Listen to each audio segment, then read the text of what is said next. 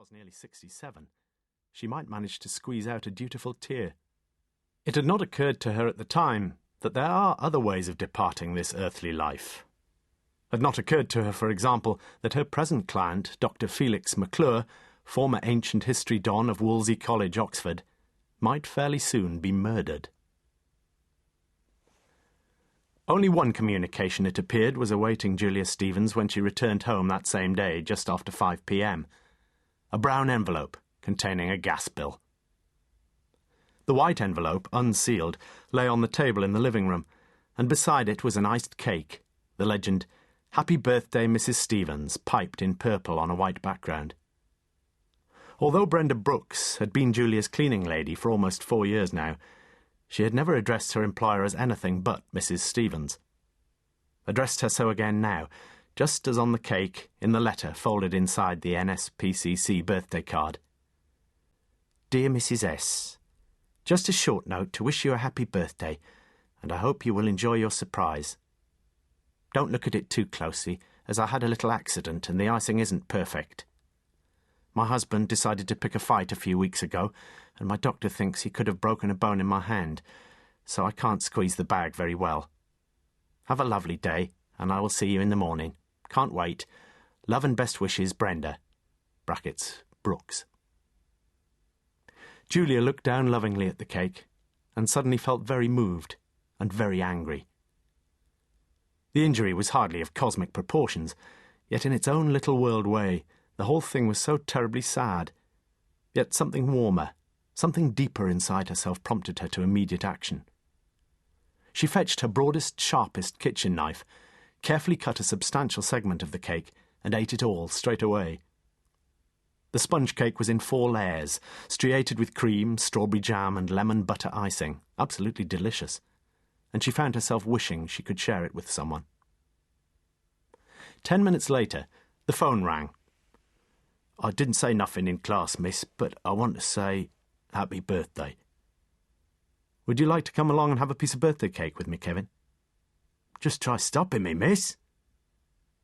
The phone went dead. Julia retraced her steps to the living room, where she cut 2 more segments of cake, cut them with the same knife, the broadest, sharpest knife she had in all her kitchen armoury. Much earlier that same day, Detective Sergeant Lewis had found his chief sitting well forward in the black leather chair, shaking his head sadly over the one remaining clue in the Times crossword. "Can I help, sir?" "Extremely improbable." "Well, don't you want me to try?" Reluctantly, Morse handed over the crossword, and Lewis contemplated the troublesome clue. Kick in the pants. 3 and 5. 3 of the 8 letters were entered. Blank I, blank blank, L, blank S, blank. A short while later, Lewis handed the crossword back across the desk. Nothing had come to mind. After Lewis had gone, to look into some burglaries in North Oxford, Morse stared down at the crossword again. Seldom was it that he failed to finish things off, and that within a pretty smartish time, too. All he needed was a large scotch, and the answer he knew would hit him straight between the eyes. But it was only 8:35 a.m. and it hit him. Scotch! As he swiftly filled in the 5 remaining blank squares, he was smiling beatifically, wishing only that Lewis had been there to appreciate the coup de grace. But Lewis wasn't. And it was only many months later that Lewis was to learn, and then purely by accident, the answer to that clue in the Times crossword for the 25th of May. A day, as would appear in retrospect, on which so many things of fateful consequence were destined to occur. It was to be only the 2nd time that Morse had ever taken over a murder inquiry. "What's wrong with Phillotson?" Lewis had asked as they'd driven down to North Oxford. "It's his wife. She's had something go wrong with an operation." "When the super didn't think he could cope with the case." "Well, he couldn't, could he? I reckon he'd have been about as competent in this case as a dyslexic proofreader." "I like that, sir. Original, is it?" Morse grunted.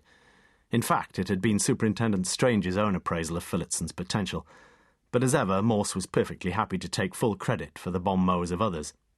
After all, Strange himself had probably read it somewhere, hadn't he? Smoothly, the main door of the maisonette swung open on